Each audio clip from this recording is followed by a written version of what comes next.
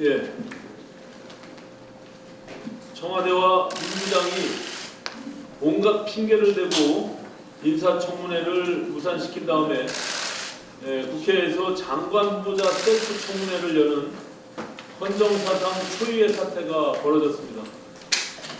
청와대와 민주당은 법이 정한 인사청문회를 기자 간담회로 대체하고 국민이 반대하는 범죄 피의자를 끝끝내 법무부 장관에 앉힌다는 임명 강행 시나리오에 따라 민주주의와 법치주의의 원칙을 무너뜨리는 폭거를 저지른 것입니다.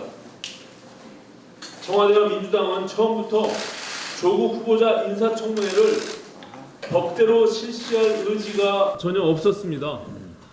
그래서 인사청문회 사상 유례가 없는 증인 채택의 안건 조정 신청을 하면서 인사청문회를 난장판으로 만들어낸 것입니다. 야당이 가족의 증인 채택 문제를 양보하면서까지 청문회 실시를 요구하는데도 끝끝내 거부하고 기다렸다는 듯이 마치 군사작전을 벌이듯 기자간담회를 기습적으로 개최한 것도 사전 기획이 없었다면 결코 벌어질 수 없는 일일 것입니다. 그러나 청와대와 민주당의 기획은 실패했습니다.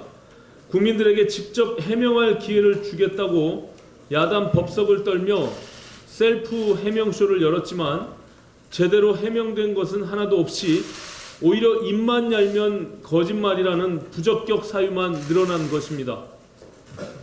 조국 후보자는 어제 간담회에서 각종 의혹들에 대해 몰랐다, 관여한 적이 없다, 법적으로 문제가 없다는 말만 되풀이했습니다.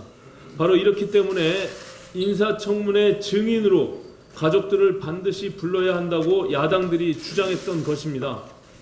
청와대와 민주당이 왜 그토록 가족의 증인 채택을 방해했는지 모르쇠로 일관한 조국 후보자 스스로 입증한 셈입니다.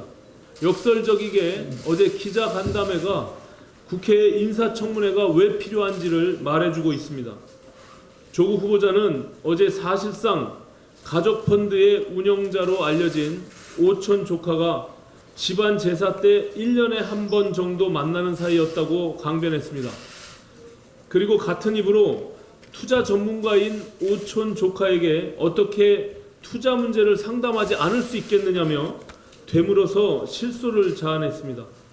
집안 제사 때 1년에 한 번씩 오촌 조카를 만나서 투자 상담을 받았다는 얘기입니까?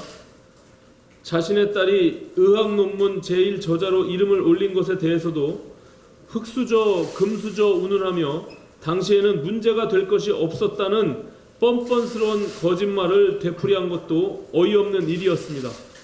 의학 전문가들이 어렵게 작성한 논문을 미국 중학교를 2년 다닌 영어 실력으로 번역한 고등학생을 제1저자로 올리는 것은 당시에도 절대 승인이 될 수 없는 일이라는 것이 대한병리학회의 입장입니다. 집권당인 민주당은 법에 따른 인사청문회를 무산시키고 셀프 해명쇼를 열어 국민을 우롱하는데 청와대는 조국 후보자 인사청문 보고서를 보내달라고 국회에 다시 재송부 요청을 한다고 합니다. 이 또한 코미디 같은 일이 아닐 수 없습니다. 인사청문회를 열어야 청문 보고서를 보내든지 말든지 할 것 아니겠습니까? 문재인 대통령은 국회에 인사청문 보고서 송부를 요청할 일이 아니고 민주당과 각 언론사에 조국 기자간담회 보고서를 보내달라고 요청하기 바랍니다. 그것이 일관성 있는 자세입니다. 이번 조국 사태의 모든 전말은 청문회 때문에 좋은 사람을 발탁 못한다는 문재인 대통령의 발언 속에 고스란히 담겨 있습니다.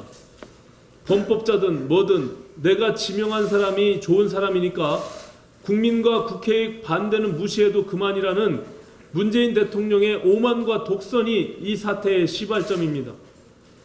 국민과 국회가 아무리 반대해도 문재인 대통령은 조국 후보자 법무부 장관 임명을 강행할 것입니다. 사상 최초로 청문회 없이 임명된 피의자 신분 법무부 장관 탄생이 임박한 것입니다. 그러나 임명으로 모든 것이 끝난다고 생각한다면 오산입니다. 끝날 때까지 끝난 것이 아니라는 말처럼 임명 강행은 끝이 아니라 새로운 논란의 시작일 뿐입니다. 문재인 정권은 조국과 함께 몰락할 것입니다.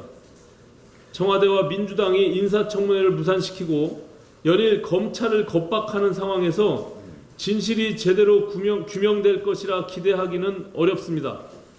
문재인 대통령이 조국 후보자 임명을 강행하면 그 즉시 국회 차원의 국정조사와 특검 추진에 착수하도록 하겠습니다.